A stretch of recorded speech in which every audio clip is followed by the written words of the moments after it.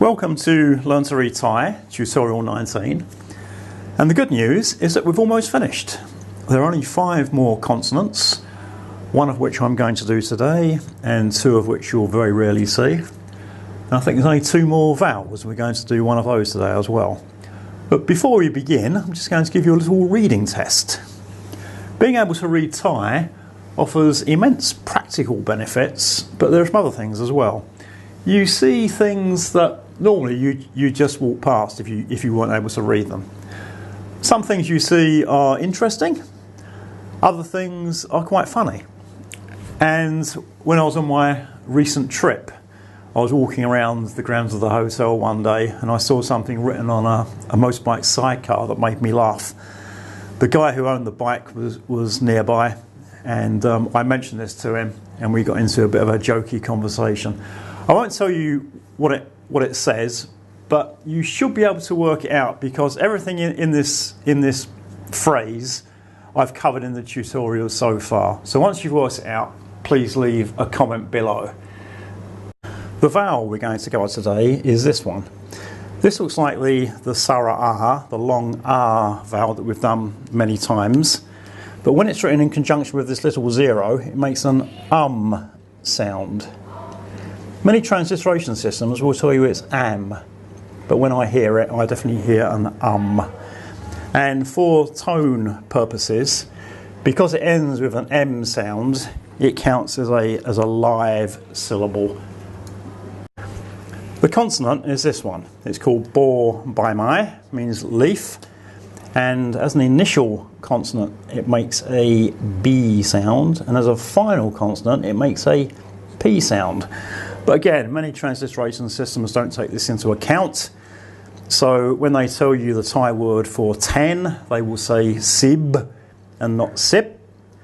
When they tell you the Thai word for thank you, they will say koob kun instead of kop kun. And when they tell you the Thai word for drive, they will say cab and not cup. You can really start to see why I dislike transliteration so much. Talking of transliteration, what I've written here is the name of quite a famous hospital in Bangkok. I'll write it in English.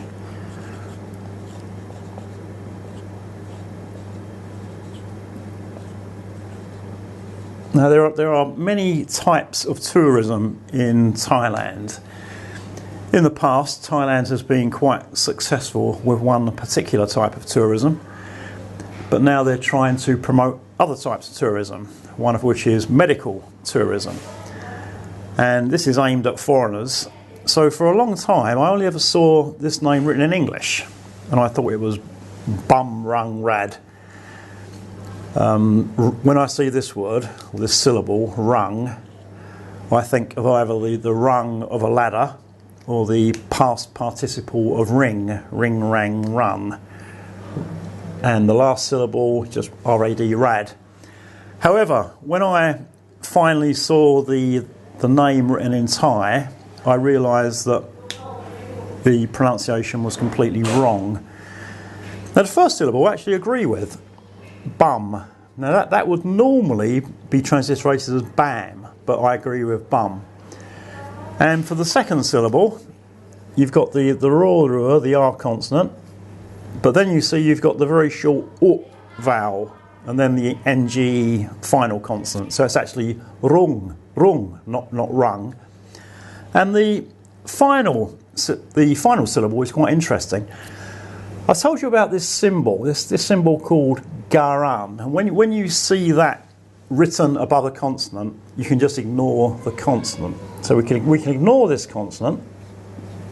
Let's get another pen. Okay, we take this consonant out, but also in some Thai words, you also have to ignore the consonant prior to this one with the garun symbol. So we also ignore this one.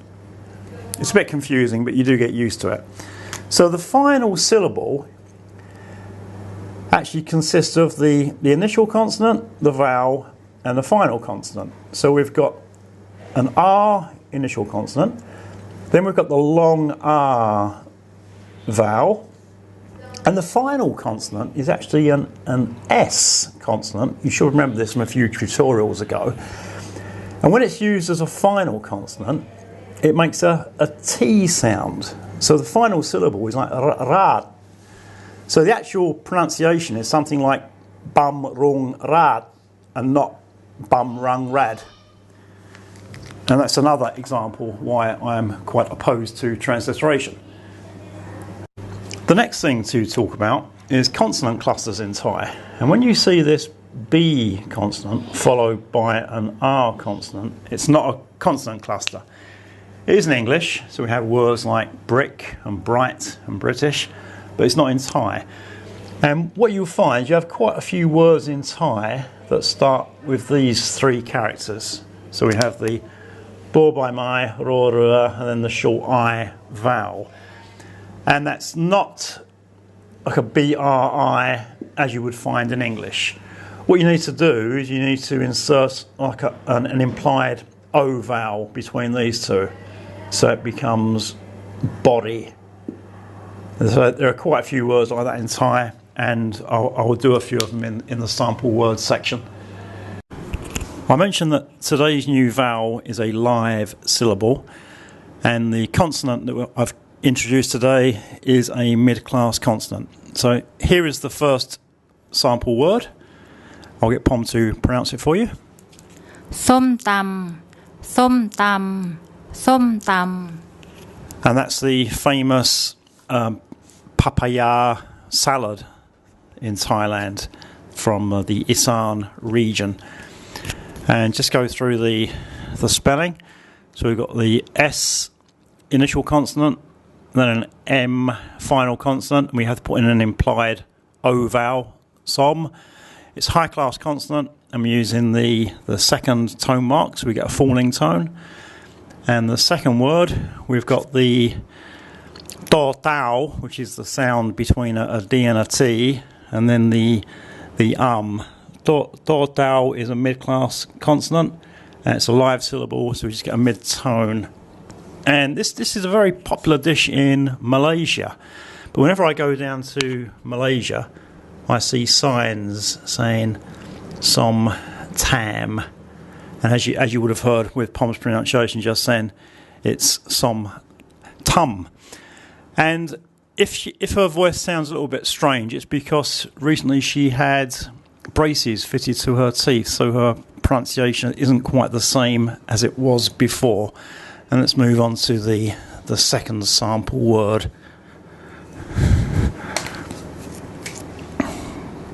Nice short one for you. Okay, here we have the door deck, D consonant, and then this new vowel. Dam, dam, dam. And that's the Thai word for black. So we have a mid-class initial consonant, and it's a live syllable, so we get a mid-tone.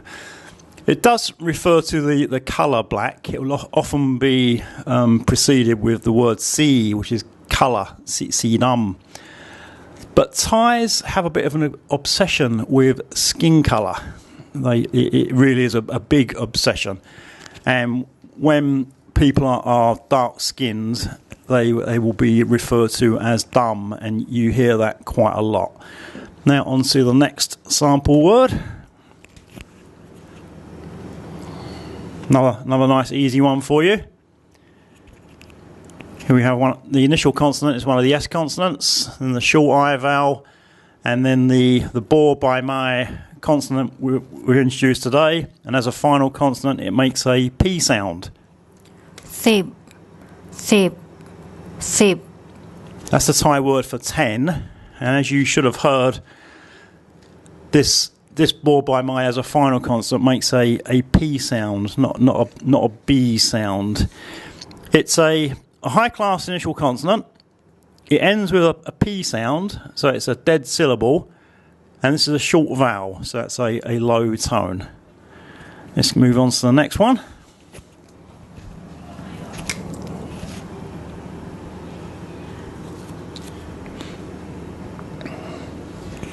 This is ko kai, one of the K consonants. Then we've got the mahanagat like a U vowel, and then the borbomai again, which makes a P sound as a final consonant. ขับขับขับ That's the word for drive, and again, you should have heard as a final consonant, it makes a P sound. The tone rules are the same as the previous word. It's a high-class consonant. It's a dead syllable because it ends with a P sound, and it's a short vowel, so it has a low tone. And the next word, we're now going to use the new consonant as an initial consonant. So we've got the B initial consonant, then the short I vowel, and then an N final consonant. บินบินบิน And that's the Thai word to fly. The tone rules, it's a mid-class initial consonant. It's a live syllable because it ends with an N sound, so it's a mid-tone. Then the next few sample words are an example of what I told you about the rules about consonant clusters. So the B and the R are not a consonant cluster, so we have to put an implied O in there. So we have the B, then the implied O, R, then a short I, and the final syllable, we've got gogai, G sound, the long R, and we have a rua as a final consonant, which makes an N sound. บริการบริการบริการ And that's the Thai word for service. And the next word, again it starts with the body, but the final syllable is different. So the final syllable this time, we've got the Sara A. Our initial consonant is the Warwan W consonant. And this consonant I haven't covered yet. I'll probably do that in the next tutorial. This is another N consonant.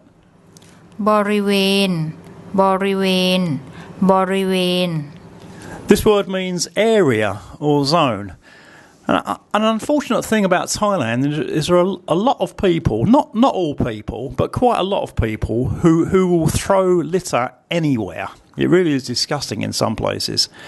And if you don't want people to throw litter in front of your property, you have to put a sign outside telling people not to do so.